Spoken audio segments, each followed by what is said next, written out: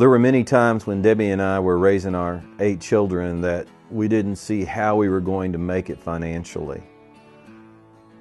We were just like most other families in our church family, that there were lean times and there were times that were better times for us.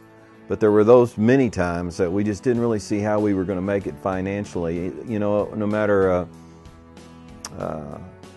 how long we were married, there was always a need for more money than what we had. Through it all, we kept our commitment to always give at least a tithe, which a tithe is 1/10 of our income to our local church. In fact, I can't remember a year since I came to Western Hills when we have not given more than a tithe of our income to bless and to support our church family, and just to demonstrate our trust in God. So, how did we make it? Well, several important things happened. One is we learned to be content with what we had. That was a very important lesson that we learned. And then 2, we learned to wait on God rather than just going to the bank to get what we needed. And we learned how to stay out of debt. And then 3, we learned that you cannot outgive God. And then 4, we learned to expect God to provide for our needs. Well, on August the 16th, 2012, I wrote my children a letter about how God provided for our needs and at times even provided for our wants. I want to share this letter with you, and I hope it will be a great encouragement to you.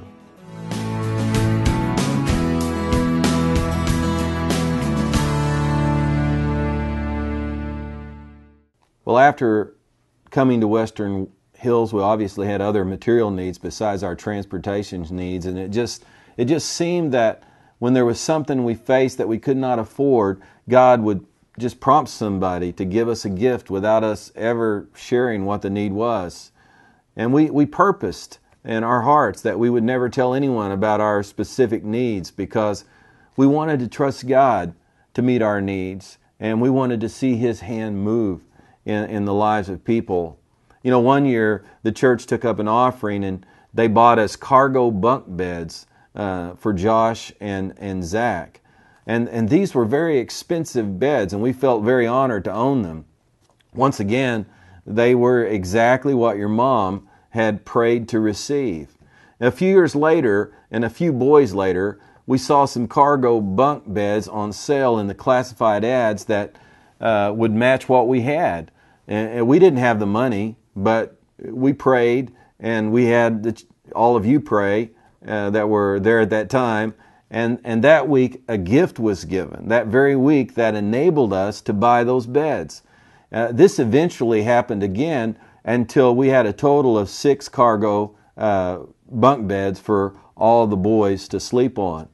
You know, this just seemed to happen all the time for our household needs and wants. One day, your mom told me that she wanted some expensive china. Well, we certainly did not have the money to buy expensive china.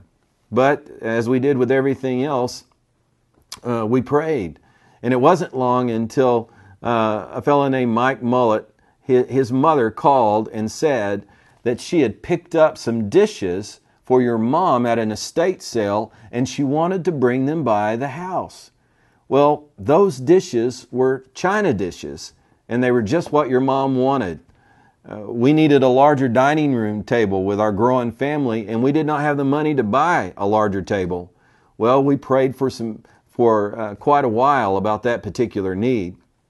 One day, a fellow called me in December of the year, as Christmas time was approaching, and he said that the Lord had told him to give us a gift of $1,000 a month for the next year. Well, I believe this is how we bought that table and a few other more expensive items for our household. Well, in 2004, when I resigned from the church, another man in the church did the same thing and gave us a gift for $1,000 a month for the entire next year. At Christmas one year, a family in our church gave us a gift of $1,000 just out of the blue. We had a great Christmas that year, which delighted your mom, and we received financial gifts from people many times before Christmas, which I figured was God answering your mom's prayers for you. Your mom was the one who was always praying for the household items, better clothing, and for extra money for gifts. I tended to focus on the bigger items like medical bills and car repairs and the bills at the church. Besides the extra $12,000 in gifts we received for the 2 years that I've mentioned, I can recall 4 other times when an individual gave us $5,000 gifts. There have been so many smaller gifts, up to $1,000, I've lost count. Some met very specific needs or wants that we were praying to receive, and some just allowed us to have more freedom or be more generous with other people. Since your mom's death, we have received nearly $70,000 in gifts for Jeremiah and Mercy and William to attend Christian Heritage Academy. Her prayers are still being answered for all of you. After I finally did sell the house in Waco, we lived the rest of your mom's life without making a house payment because we lived in the house owned by the church. The church sold the first house we lived in for $55,000 in the spring of 1989. They bought the house on Southwest 123rd a few weeks later for $60,000. It was owned by the bank, and the bank was asking $120,000 for the house. Well, the church only had $60,000 to offer, so that is what the church offered for that house. The church was committed not to borrow any money, and the bank accepted the offer. We went from living in a 1,700 square foot home on a small lot in town to living in a 2,800 square foot home on 2½ acres. And it only cost $5,000 more than the smaller house the church had owned before. After the church bought the new house with the acreage, one of the best answers to prayer from me was a riding lawnmower. I push mowed those 2½ acres the first time that I mowed it, and it took me about 9 hours to do that. This really motivated me greatly in prayer. A friend of ours named Joe Atkinson heard about this need somehow, and he felt prompted to give me a riding lawnmower. I eventually sold that mower and with another gift, I bought a Honda riding lawnmower for $1,800, which we used for the rest of the time that we lived in that house until after your mom passed away. The church eventually added 1,200 more square feet to our house in 2002 and 2003 when your granny moved in with us after Pops had died. The church gave us the house in 2004 because of our 20 years of service to the church. And after your mom passed away, we sold that house that we had purchased for $60,000. We sold it for $259,000. You know, I wish I had time to tell you the details of every story that accompanies every gift. It is the need, the fact that we did not broadcast our needs, the timing of each gift, and who gave them that makes each one of them so memorable and remarkable. I wish I could remember them all, but I can't. We have trusted God, and He's been faithful to meet all of our needs and most of our wants. Our trust can be seen in that we have tithed on every dollar we've ever earned, and we've given out of our own need at times to help those who did not have what we had. I always give to anyone who personally asks me for money if I have any, and I tell them that it is only because of Jesus that I care about them. I cannot recall all of the times that I've given away every dollar in my pocket to someone who came by the church, and within the hour, someone would call me and ask to take me to lunch.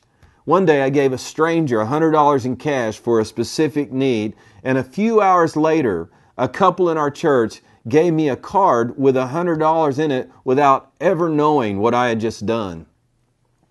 Our trust can also be seen in our contentment with what God has provided. Your mom was just not high maintenance. She learned the secret of contentment with material things, and any discontentment she felt was over your needs and wants. She never stopped wearing clothes that were handed down to her by her sister or some other lady. She was not too proud to wear something that she found in a thrift store. She was very content. Our trust can also be seen in how we diligently prayed for specific things that we needed and wanted. We knew that God already knew what we needed, and we trusted Him to provide for us because He said He would. But we prayed specifically to be obedient to His Word, and we found much comfort in prayer any time we were anxious or worried. Through prayer, we also wanted to discover if there was anything God was trying to teach us through the pressure we were feeling. Well, this is how God has provided for the needs of our family living on a preacher's salary.